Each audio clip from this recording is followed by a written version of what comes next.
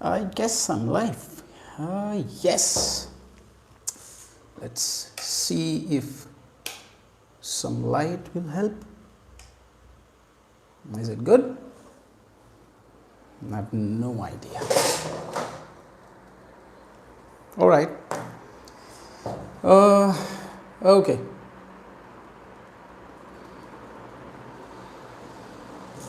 Yeah. I think let's go ahead with that.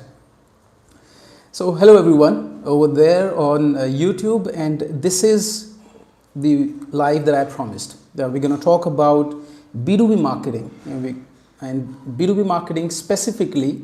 When I say I'm going to talk about what it means for the leaders and entrepreneurs and the managers of B2B operations. There are multiple things that have changed over the decade. The internet has come, and the buyer behavior, especially the way users expect you to adapt and interact with them, that has completely changed. The amount of information that users have today, the buyers have today, is tremendous. Even like we've gone to a level wherein before going to a doctor, we now go to Google and find out the causes of the problem that we have and the probable remedies of the same before we go to the doctor. And the reason behind that is that we want to sound intelligent, not only sound, we actually want to make an intelligent decision, and that decision only happens intelligently when we have more information, and that allows us to ask intelligent questions to the doctor itself.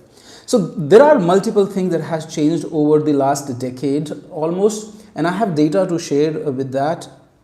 Unfortunately, the way B2B business marketing and sales has been happening, it has not changed. And sadly, when I speak to a lot of business owners, so B2B business marketing leaders and marketing managers, they surprisingly, some of them, or a lot of them in fact, are still using the good old notepads and sheets. And that's sad actually, because the amount of effort that it takes to close a B2B transaction is tremendous. The sales cycles are probably months sometimes, and there are decision makers more than 8 at times, and you have to speak to so many people about so many things. You have to prepare so many documents, you have to give them so much information, and when you put all of that effort and still when you don't get the deals, it's actually very frustrating. And for large organizations or smaller organizations also, this whole process is really expensive.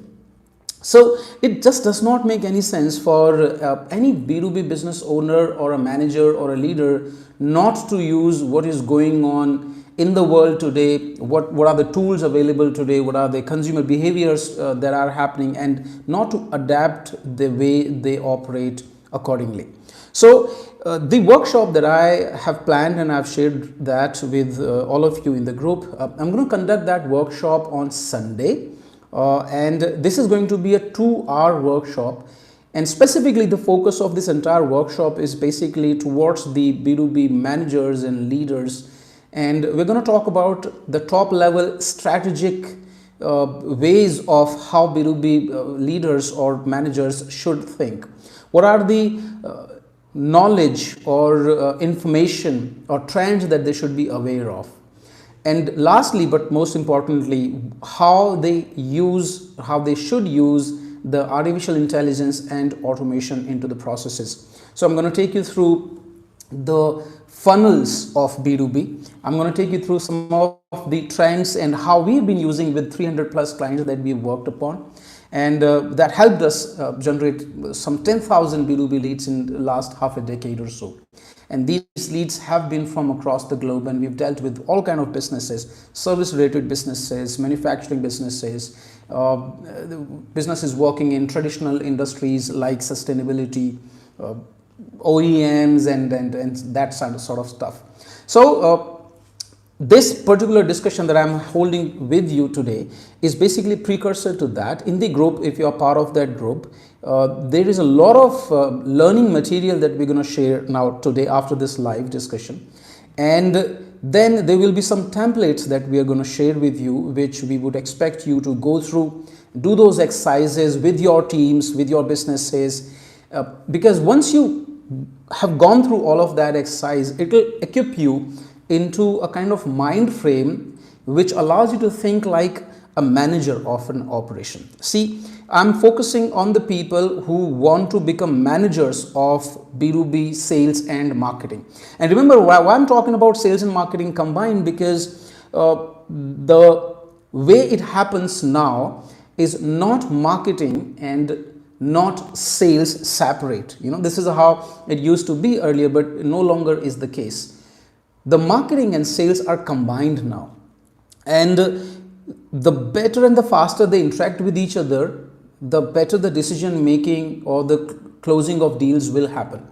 And I've seen, unfortunately, in almost all the organizations that I've been working with, these two departments, the sales and the marketing departments, are working in silos. And you've seen the salespeople coming back and blaming the marketing guys that, oh, the lead quality is so bad, how am I supposed to close the deals?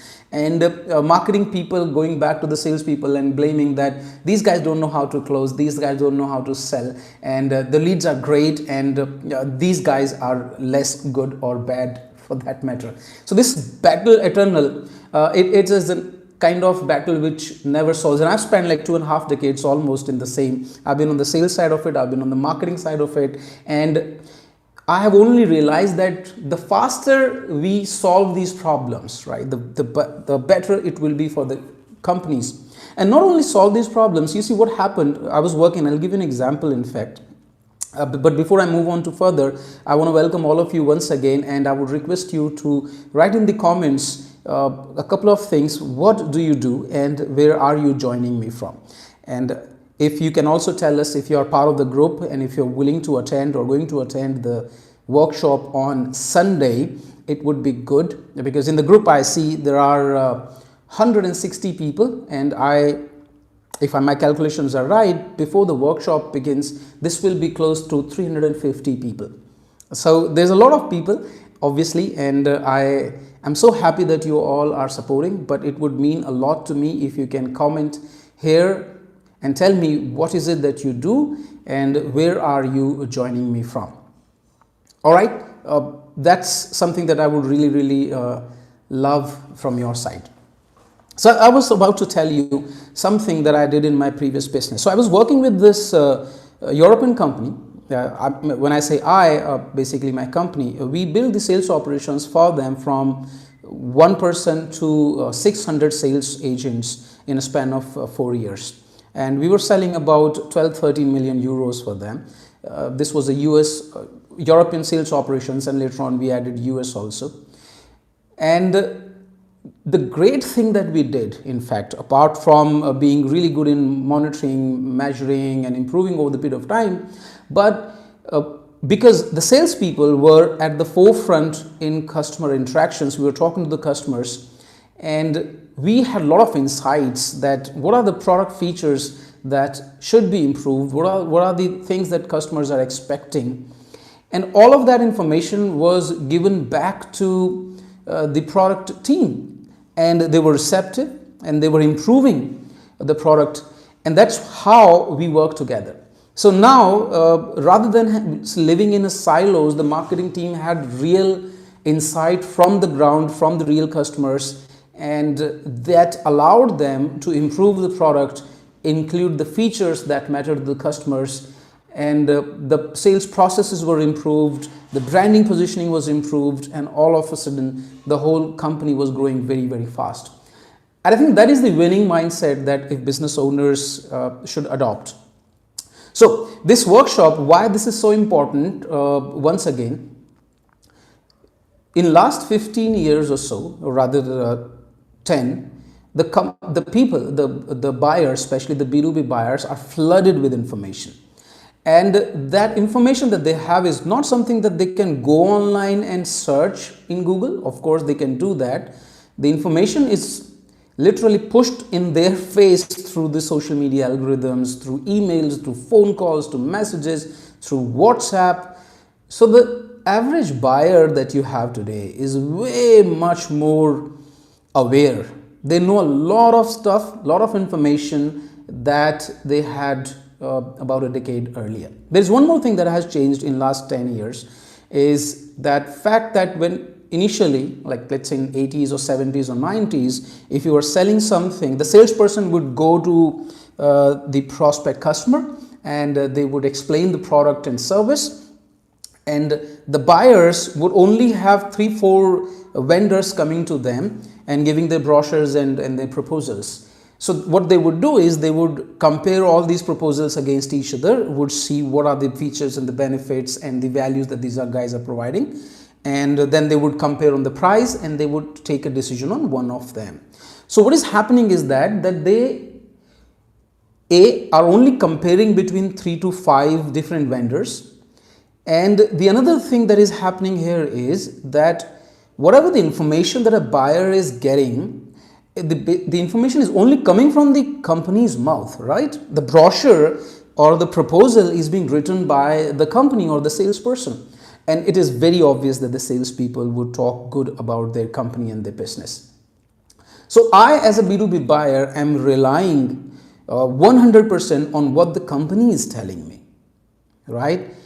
And I know that is a biased information. There is no way for me to compare that information independently or from third-party sources. So that's the problem that was happening. So B2B buyers were not very happy actually. So what happened in last 10 years that now whatever you tell me as a salesperson, or whatever brochure that you give me, or rather the website that you give me, I know it is designed by you. I will go to internet, I will go to social media, and I will try to verify that information that is coming from your mouth. And whatever the information that I find there, that is going to decide whether I'm going to trust you or not. So you see, that's the another thing that has happened in last decade. So there are 2 levels of differentiation that has happened in B2B buying process or the sales process. Is one that when I go for a buyer, before I reach to a company's salesperson or their marketing department, I do my own internal research. And latest research from Gartner suggests that the decision making, the 67% of decision making is already happened before the B2B buyer actually goes to the salesperson of the company. 67% decision making is already done. So that's like almost entire decision. And the process of that decision is that the buyer first realizes that we have a problem, and then they go and do online research. They go on Google, they go on different social media platforms, and they talk to the people that they already know. And that's the first step. And then when they have a little bit of information, then they try to find out what are the solutions available in the market. What are the causes of the problem that I have?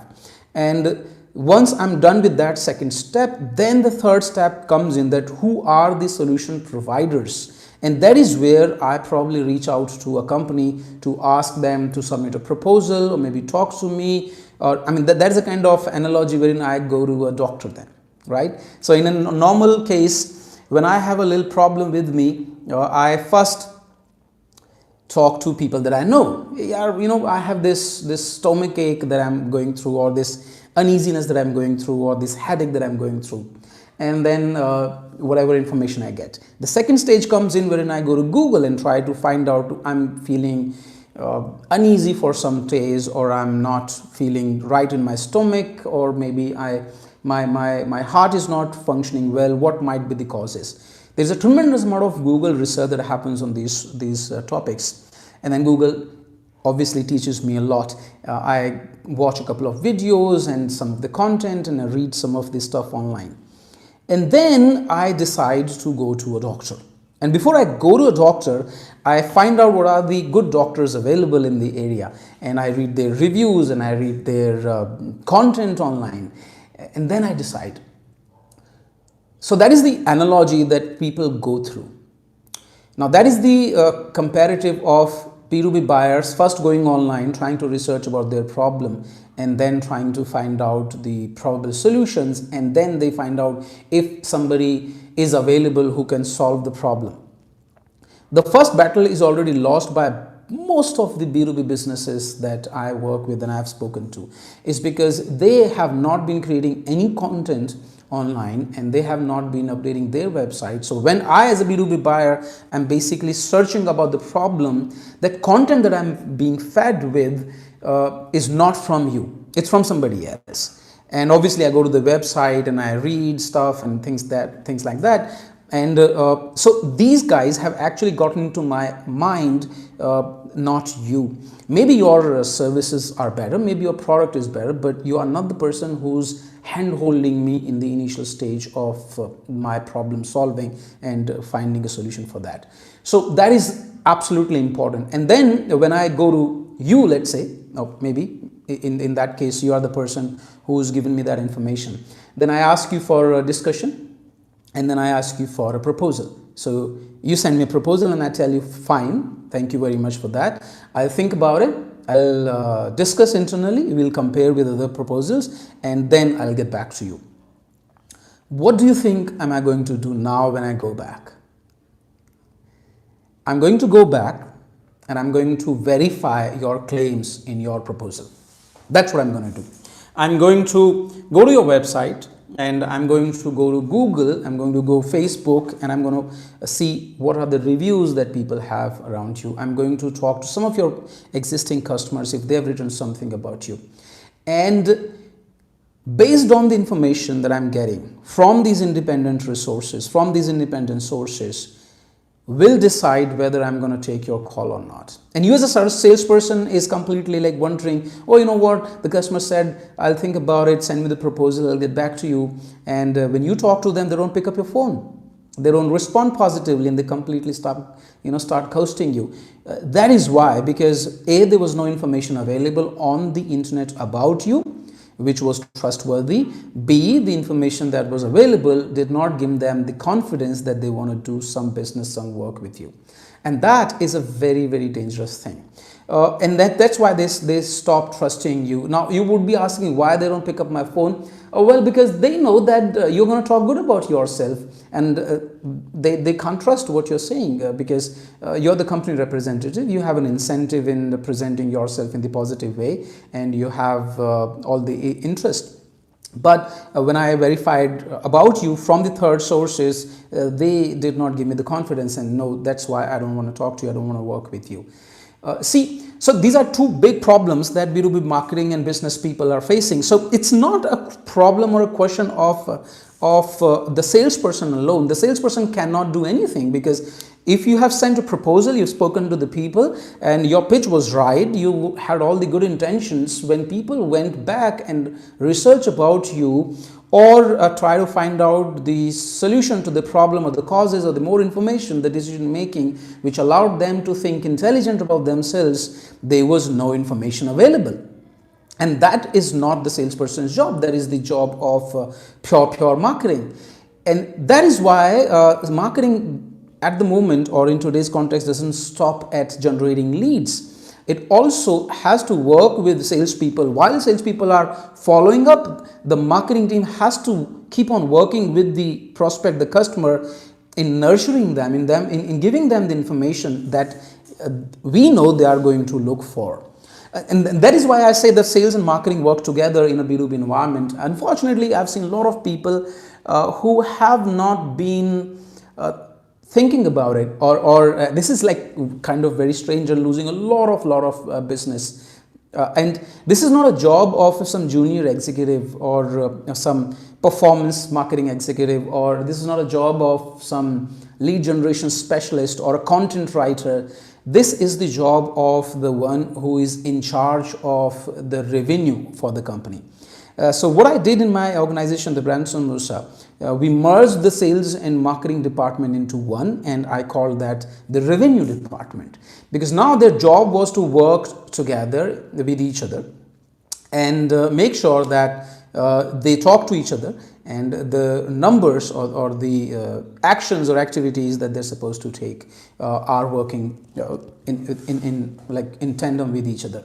So that is what I suggest that you do, and as a marketing department or as a head of the revenue for your company, this is your job. Now, this is one part of it, like understanding the funnel, understanding the user behavior, and then bringing the marketing and sales together to make sure that you are working together to make sure that the customer gets what they are looking for, and they build the trust in your process. Then there is another part of the department or the leadership role that plays, that how to measure the effectiveness of your activities, whether the content that you're creating is working or not, whether the emails that you're sending is working or not, whether the sales pitch that you're giving is working or not, whether the proposal that you're sending is working or not, whether your process of sales is working or not. So there has to be a process designed with very clearly measurable KPIs and KRAs at every stage of the funnel, and you do things and then you measure whether they are improving or not. So that's another part of it. And the last, of course, is going to be how you can automate a lot of stuff, what you can do to make sure that your people dependency is removed, and what you do to make sure that the costs go down and the profits and conversions improve. How do you say, okay, find my sales cycle or the sales velocity? Earlier were, let's say, 3 months. It used to take 3 months from one customer to convert. How do I reduce that sales velocity or sales cycle from 3 months to, let's say, 2 months or maybe 6 weeks or so? The another measurement metrics can be that how do I make sure that my ticket size improves. Let's say I'm selling a $100,000 product or a subscription to a B2B customer. How do I make sure that I start charging more for the same product? The another thing can be that how do I or what do I do so that I start getting repeat customers again and again, and references again and again. So there's a lot that has to happen, and that happens at the strategic level, at the management level. And if you are in charge of the revenue for your B2B organization, and if you do not understand the funnel, the customer behavior, the expectations of your buyers, and if you do not put the right people in the team, and you do not have the processes which allows you to monitor everybody's productivity and in the right direction, definitely you're going to lose. And that's what I'm going to talk about on Sunday when I execute that 2-hour workshop. So this is just a precursor of the workshop, and now I think I'm going to take a couple of the questions here, and then we will close this. If you have any questions, I would be very happy to answer the questions. Let me know in the comment section. Okay, so there are a lot of people who have joined. Bapu Narute from Pune, manufacturing Jaggery tea premix. Welcome, Bapuji, Bapu Narute. Rizwan from Pakistan. We have, he's a student doing freelancing, great. Your customers are going to be businesses. You must learn what this workshop is all about. We have Buddhi Prakash Gujar, interestingly from a place, I don't know, I am very sure he's not saying it correct. Venkatesh P from Hyderabad, dealing in reverse engineering services. That's an interesting thing. What is a reverse engineering service? We have Dr. Poswal is running his own hospital. Then we have Kaveri Singh. Hello, Sam sir. Seeing you after a long time live session. Yes, I'm doing a live session after a very, very long time. Thank you very much for being here. She's running from Patna, running a venture on khadi clothing and design. Interesting. Mukesh Garg is saying, once you enroll for paid course, they collect money and stop course in the mid and will not revert to you or not refund. Scam they're running, be aware. I'm so sorry for what you're going through. These guys, whoever are not doing right with you, are definitely not doing wrong. I'm really not sure how can I help you. Maya is saying many businesses run business but they don't know how. Yeah, that's unfortunately is the case. All right, in the group I see you, and there will be some reading material that I'm going to give you, and there will be some exercises that I'm going to share in the group with you. I hope you will find it useful. I'm looking forward to have you in the workshop on Sunday, and thank you very much for this live session, joining me here. I'm going to see you in the group. Have a good day. Bye-bye.